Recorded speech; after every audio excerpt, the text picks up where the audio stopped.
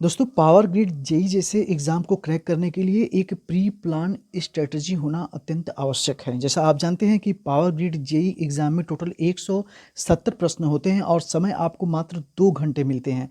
यानी इस तरीके के एग्ज़ाम को क्रैक करने के लिए आपके पास 3 चीज़ होना अत्यंत आवश्यक है।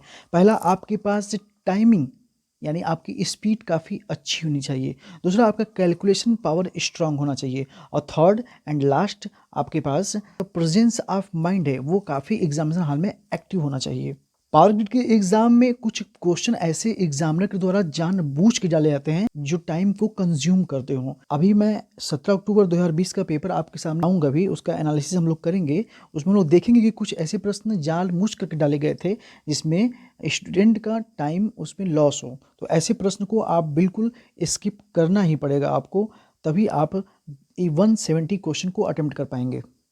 अपना एक छोटा सा अनुभव शेयर कर रहा हूँ मैं। टेक्निकल के 120 क्वेश्चन को आप 70 से 80 मिनट का समय दीजिएगा। एग्जाम शुरू होने के बाद सबसे पहले आप टेक्निकल का पोर्शन सॉल्व करिएगा। इंग्लिश के 15 क्वेश्चन को सॉल्व करने के लिए आप 5 से 7 मिनट का समय ले लीजिएगा। इसके अलावा रीजनिंग के जो 15 प्रश्न आएंगे उसके लिए आप 20 मिनट अपने पास रखिएगा। बाकी समय बचा जो आपके 30 से 33 मिनट बाकी के समय बचेंगे वो आप एप्टीट्यूड पर दीजिएगा।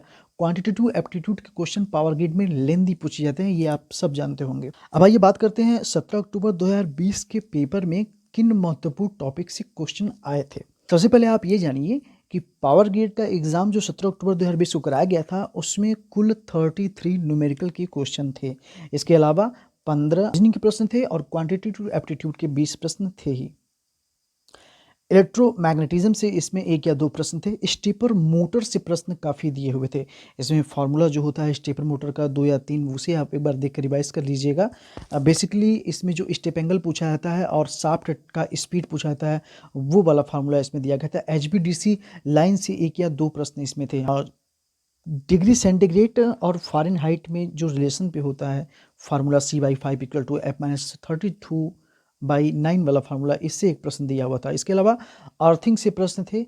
कंट्रोल सिस्टम, जैसा मैं पिछले वीडियो में बता चुका हूँ, कंट्रोल सिस्टम से 4 या 5 प्रश्न पावर ग्रिड एग्जाम में पूछता ही पूछता है। एरर, मेजरमेंट में एरर से प्रश्न, परसेंटेज एरर से 1 या 2 न्यूमेरिकल दिए हुए थे। Field test, Hopkinson test, retardation test और स्विनबर्न टेस्ट, ये कुछ ऐसे टेस्ट हैं जिससे पावर ग्रिड में प्रश्न बनते ही बनते हैं।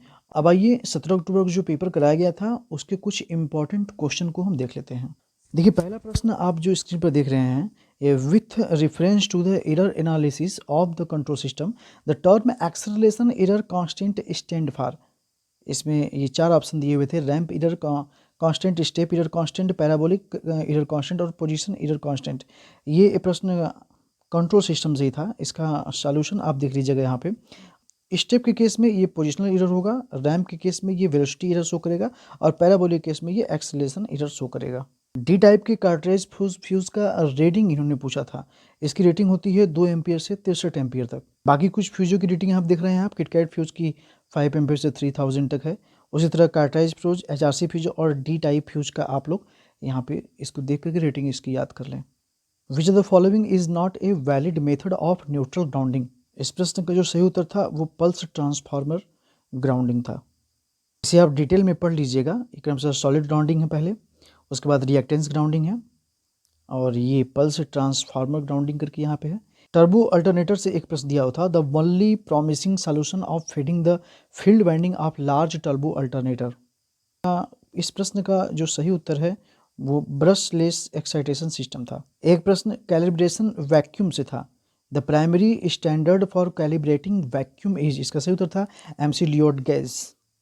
देखिए अभी आप स्क्रीन पर जो ये वाला प्रश्न देख रहे हैं, अगर आपके पास समय मिलता है 120 क्वेश्चन को करने के पश्चात, तब अंत में आप ऐसे क्वेश्चनों को अटेम्प्ट करिएगा। बीच में अगर ये प्रश्न आते हैं तो उस समय मेरे हिसाब से आप इन प्रश्नों को उस समय स्किप करिएगा।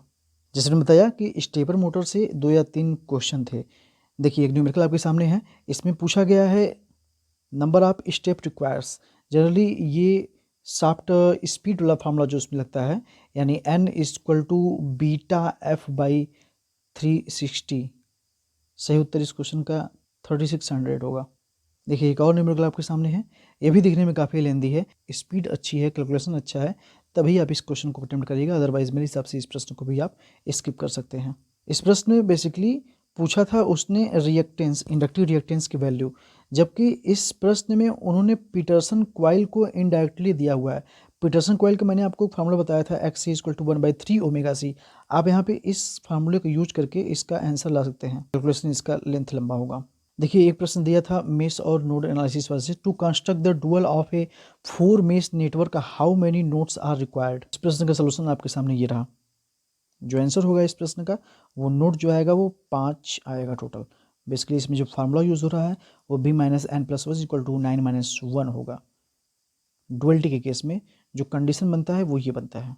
अर्थिंग से एक प्रश्न दिया था, H+IS 304396 pipe type earthing electrode made up of steel should not be smaller than internal diameter के बारे में पूछा हुआ था इन्होंने पाइप अर्थिंग के केस में। तो इसका सही उत्तर जो था वो 38 mm था। इसके अलावा इन्होंने पूछा हुआ था which of the following voltage level is a valid secondary voltage distribution system. इस प्रश्न का आप जब ऑप्शन देखेंगे तो इन्होंने सेकेंडरी डिस्ट्रीब्यूशन का इसमें से पूछा है कि कौन सा वैलिड होगा। प्रश्न का सही आंसर इन्होंने माना हुआ है 415/240 वोल्ट। तो ये कुछ प्रश्न थे जो 17 अक्टूबर 2020 को पावर ग्रिड के एग्जाम में पूछे गए थे। ये कुछ इंपॉर्टेंट प्रश्नों को ही हमने इसमें समावेशन किया था। इन प्रश्नों को एक बार देख लीजिए, इनसे रिलेटेड सारी थ्योरी आप तैयार कर लीजिए और बाकी बचे 2 दिनों में एक अच्छे स्ट्रेटजी के साथ अपनी तैयारी को जारी रखिए ताकि एग्जामिनेशन हॉल में जब आप बैठें तो आपसे कोई प्रश्न छूटे ना। मिलेंगे फिर से एक नए वीडियो में, तब तक के लिए जय हिंद, वंदे मातरम।